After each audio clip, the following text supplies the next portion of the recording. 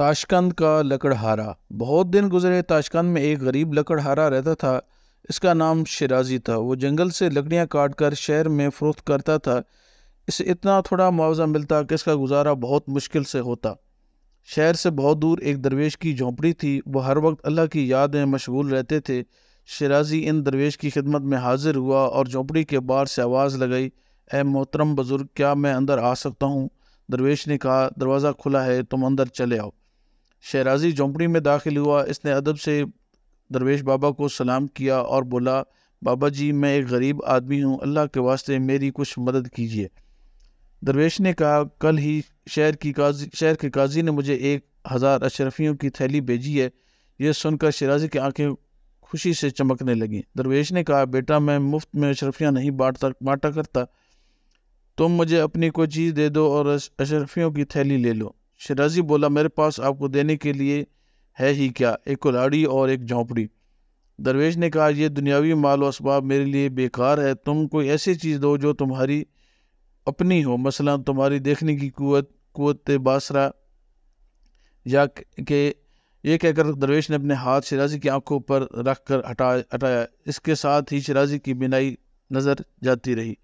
شیرازی گھبرا کر بولا، بابا جی، آپ نے تو میری دنیا ہی اندھیر کر دی، اب میں قدم قدم پر ٹھوکریں کھاؤں گا، راستے میں کسی گڑھے میں گر جاؤں گا یا کسی چیز سے ٹکرا کر زخمی ہو جاؤں گا، اللہ کے واسطے میری بینائی واپس کر دیجیے۔ درویش نے اپنا ہاتھ شیرازی کی آنکھوں پر رکھا اور اس کی بینائی واپس آ گئی۔ شیرازی نے کہا، اب آپ میری کوئی اپنی اور چیز لے لیں۔ درویش بابا نے کہا، رنگوں کی شناخت لے لوں؟ شیرازی نے خوش ہو کر بولا، جی ہاں، آپ مجھ سے رنگوں کی شناخت لے لیجیے۔ درویش نے اس کی آنکھوں سے ایک رنگین چلی نکال کر شیشی میں بند کر کے رکھ دی۔ اب کچھ ہی دن گزرے تھے کہ شیرازی پھر درویش کے دروازے پر دستک دے رہا تھا۔ درویش نے کہا، دروازہ کھلا ہے، میرے بچے، تم اندر چلے آؤ۔ شیرازی نے کہا، میں اپنی زندگی سے بیزار ہو گیا ہوں، رنگوں کی شناخت ختم ہونے سے سب رنگ سفید یا سیاہ نظر آتے ہیں، آسمان کی نیلاہٹ، زمین کا مٹیالہ رنگ، درختوں کی ہریالی، گھاس کی سبزہ، پھولوں کی رنگینی، سب ہی جاتی رہی۔ کالے رنگ کا شوربہ اور دودھیا سفید رنگ کی روٹیاں دیکھ کر مجھے اہمیت محسوس ہوتی ہے، یعنی مجھے تھوڑی سی حیرانگی محسوس ہوتی۔ کالے سیاہ رنگ کے تربوز کی کالی کاش کھاتے وقت دل بتلانے لگتا ہے، اللہ کے واسطے میری رنگوں کی شناخت مجھے واپس کر دیجیے۔ درویش نے شیشی سے رنگین جلی نکال کر شیرازی کی آنکھوں پر دوبارہ لگا دی۔ شیرازی فوراً جھونپڑی سے باہر کی طرف دوڑا اور بہت دیر تک نیلے آسمان، سرسبز گھاس، سرخ اور گلابی پھولوں کی طرح طرح کے رنگین پرندوں کو دیکھتا رہا اور آخر میں بولا، اللہ تیرا شکر ہے، مجھے تو اب معلوم ہوا کہ رنگوں کے بغیر زندگی کتنی بے مزہ ہے۔ درویش نے کہا، ہاں بھائی، اب بتاؤ، تم اپنی کون سی صلاحیت مجھے فروخت کرو گے؟ تمہاری قوت سماعت، یعنی سننے کی طاقت لے لوں؟ شیرازی بولا، ہاں، بھوکھوں بنوں سے بہتر ہے کہ انسان بہرا ہو کر زندگی گزارے۔ درویش نے شیرازی کے کانوں سے کچھ نکال کر ایک ڈبیا میں بند کر دیا۔ اب بھی تھوڑے دن گزرے تھے کہ شیرازی پھر درویش کی جھونپڑی کے باہر کھڑا تھا اور کہہ رہا تھا، میں بابا جی اندر آ جاؤں؟ درویش نے کہا، کیا بات ہے، اندر آ جاؤ، تم بہت پریشان دکھائی دیتے ہو، درویش بابا نے کہا۔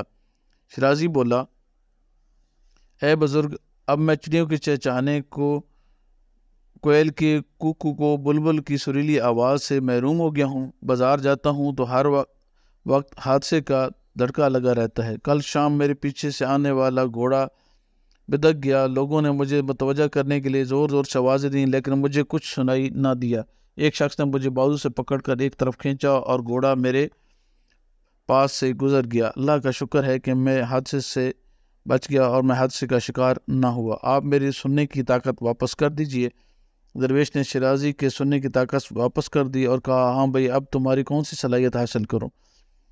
اسے ذائقہ اور ایسے شامہ لے لوں، پھر نہ تمہیں کسی چیز کا ذائقہ محسوس ہوگا اور نہ خوشبو محسوس ہوگی۔ شیرازی نے کہا، جی ہاں، ذائقے اور سونگنے کے حص میرے لیے کسی کام کی نہیں، یہ آپ لے لیجئے۔ درویش نے اپنی دونوں انگلیاں شیرازی کی حلق میں ڈال کر کوئی شے نکالی اور شیشے میں بند کر کے ان پر ڈانٹ لگا کر رکھ دی۔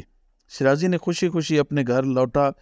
ابھی کچھ ہی دن گزرے ہوں گے کہ وہ پھر بزرگ درویش کی جھونپڑی کے باہر کھڑا اور دروازہ کھٹکھٹا رہا تھا۔ درویش نے کہا، میرے بچے، اندر آ جاؤ، دروازہ کھلا ہے۔ شیرازی بولا میرے محترم بزرگ، میں عجیب مصیبت میں پھنس گیا ہوں۔ درویش نے کہا اللہ تمہارے حال پر رحم فرمائے۔ شیرازی نے کہا میری قوت ذائقہ کیا گئی، زندگی بے مزہ ہو کر رہ گئی ہے۔ دال روٹی یا پراٹھا کباب حلوہ پوری یا بریانی، ہر چیز کا لطف جاتا رہا، پتہ ہی نہیں چلتا کہ میں زیادہ پلاؤ کھا رہا ہوں یا بھوسا چبا رہا ہوں۔ پچھلے دنوں تو مرتے مرتے بچہ۔ درویش نے پریشانی سے پوچھا کیوں، کیا ہوا؟ شیرازی بولا میں نے سڑا ہوا کھانا کھا لیا، ذائقہ محسوس نہ کرنے اور سونگنے کی صلاحیت ختم ہونے کی وجہ سے یہ محسوس نہ کر سکا کہ یہ کھانا خراب اور بدبودار ہو گیا ہے۔ میں شدید بیمار ہو گیا، بہت دن تک اسی حال میں پڑا رہا، تب کہیں اس قابل ہو سکا کہ آپ کے آستانے پر حاضر ہو سکوں۔ درویش نے پھر کہا اللہ تمہارے حال پر رحم فرمائے۔ پھر بزرگ اس شیشی کو اٹھا لائے اور اس میں سے کوئی شربت شیرازی کے حل میں اونڈیل دیا۔ اس کے ساتھ شیرازی کی قوت ذائقہ بھی صحیح ہو گئی۔ درویش نے کہا ہاں اب بتاؤ کیا میں تمہاری کون سی چیز ضبط کروں، اس سے لامسا یعنی چھو کر کسی چیز کو معلوم کرنے کی صلاحیت لے لوں؟ شیرازی بولا ہاں یہ بیکار ہے، میں خوشی سے چھونے کی حص دینے کو تیار ہوں۔ درویش نے شیرازی کی جسم پر ہاتھ پھیرا اور بولے جب تم اپنے گھر پہنچو گے تو تمہاری چھونے کی قوت ختم ہو چکی ہوگی۔ ابھی تھوڑے ہی دن گزرے ہوں گے کہ وہ پھر درویش کے دروازے پر دستک دے رہا تھا اور وہ سر سے پاؤں تک پیٹیوں میں جکڑا ہوا تھا۔ درویش نے حیرانی سے اسے دیکھا اور پوچھا یہ کیا ہوا تمہیں؟ شیرازی بولا حضور اس بار زبردست مصیبت میں گرفتار ہو گیا ہوں، جب سے میں نے چھونے کی قوت سے محروم ہوں مجھے یہ محسوس ہی نہیں ہوتا کہ میرے پاؤں زمین پر رکھ دیا ہے کہ نہیں۔ احترام کئی دفعہ گرا اور ایک بار تو زینہ اترتے وقت میں سمجھا کہ میں نے قدمچے پر اپنا پاؤں رکھ دیا ہے، حالانکہ میرا پاؤں ابھی قدمچے سے کچھ اوپر ہی تھا۔ جو ہی میں نے دوسرا پاؤں اٹھایا میں زینے سے لڑکتا ہوا نیچے آ گرا، بہت دن بیمار اور زخمی پڑا رہا، اب کہیں اس قابل ہو سکا کہ آپ کے آستانے پر حاضری دے سکوں۔ درویش کو شیرازی کا یہ حال دیکھ کر افسوس ہوا، انہوں نے اللہ تمہارے حال پر رحم فرمائے۔ شیرازی پھر بولا حضور آپ قوت لامسا مجھے واپس کر دیجئے اور اس کے بدلے میں کوئی اور چیز لے لیجئے۔ بزرگ اور درویش نے شیرازی کے جسم پر ہاتھ پھیرا اور اس کے ساتھ ہی شیرازی کی چھونے کی حس بیدار ہو گئی۔ سیڑھیوں سے گرنے کے بعد اس سے جو چوٹیں آئی تھیں اب ان میں درد اور تکلیف ہونے لگی اور چیخ کر بولا اے بابا مجھے بہت تکلیف ہو رہی ہے لیکن اس درد میں بہت راحت ہے۔ بزرگ درویش نے کہا اب بتاؤ کہ تم مجھے کیا چیز دینا پسند کرو گے؟ تم اپنا سایہ مجھے دے ڈالو، ویسے بھی یہ فضول ہے اور تمہارے کسی کام کا نہیں ہے۔ شیرازی خوش ہو کر بولا جی ہاں آپ نے درست فرمایا، یہ سایہ واقعی میرے لیے بیکار اور بے مصرف چیز ہے، آپ شوق سے میرا سایہ لے سکتے ہیں۔ درویش نے کہا تم سورج کی طرف منہ کر کے کھڑے ہو جاؤ۔ شیرازی نے حکم کی تعمیل کی۔ درویش نے ایک تیز دھار والا خنجر نکالا اور ایڑی کے پاس سے اس کے سایہ کاٹ کر جسم سے علیحدہ کر دیا، پھر انہوں نے سائے کو کپڑے کی طرح لپیٹ کر الماری میں رکھ دیا۔ شیرازی خوشی خوشی اپنے گھر روانہ ہوا۔ راستے میں کچھ لڑکے ملے، اتفاق سے ایک لڑکی کی نظر اس پر پڑی تو وہ چیخ کر بولا ارے دیکھو اس آدمی کا تو سایہ ہی نہیں ہے۔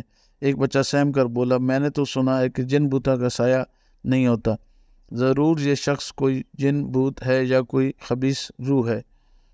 یہ سب بچے ڈر کر چلاتے ہوئے بھاگے۔ محلے کے کتے بھی شیرازی کو دیکھ کر بھونکنے لگے، وہ بھی اسے کوئی جن بھوت سمجھنے لگے۔ اب شیرازی دن بھر اپنے کمرے میں بیٹھا رہتا، رات کے بعد گھر سے نکلتا اور گپ اندھیری گلیوں میں پھرا کرتا۔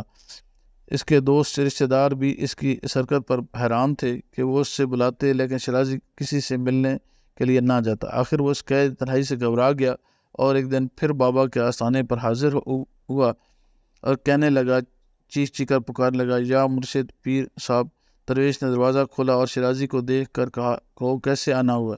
شیرازی رونے لگا اور بولا حضور میں بہت تکلیف میں ہوں، اللہ کا واسطہ ہے میری مدد کیجیے اور مجھے اس مصیبت اور قید سے نجات دلائیے۔ درویش نے پوچھا اب کیا ہوا؟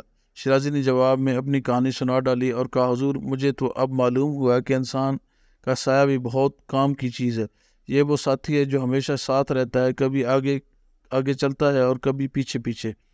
اسے محروم ہو کر محسوس ہوا کہ جیسے ایک سچا دوست ایک دکھ سکھ کا ساتھی ساتھ چھوڑ گیا ہو۔ سائے کے بغیر میں اپنے آپ کو اکیلا محسوس کرتا ہوں۔ بزرگ درویش نے کہا دیکھو بھائی تمہاری روز روز کی دخل اندازی سے میری عبادت میں خلل پڑتا ہے، اب آخری موقع تمہیں دے رہا ہوں، اس کے بعد میں تمہیں کوئی بات نہیں سنوں گا۔ یہ کہہ کر درویش بہت دیر خاموش بیٹھے رہے، کچھ سوچتے رہے، پھر بولے تم مجھے اپنا مسام دے ڈالو۔ شیرازی خوش ہو کر بولا جی ہاں، آپ میرے مسام لے لیجئے، ویسے بھی یہ میرے کسی کام کے نہیں۔ درویش نے ایک سرائی سے شیرازی کے جسم پر پانی انڈیلا اور اس کے ساتھ ہی بہت باریک باریک ذرات شیرازی کے جسم سے علیحدہ ہو کر فرش پر گر پڑے۔ درویش نے ان ذرات کو جمع کیا اور ایک بوتل میں ڈال کر الماری میں رکھ دیا۔ شیرازی خوشی خوشی اپنے گھر کی طرف چلا۔ ابھی وہ تھوڑی دیر گیا ہوگا تھا کہ اس کا جسم گرمی سے تپنے لگا۔ گھر پہنچتے پہنچتے اس کی کھال گرمی سے جھلس گئی۔ کھال میں بے شمار باریک باریک مسام یعنی سوراخ ہوتے ہیں جن کے راستے پسینہ خارج ہوتا ہے۔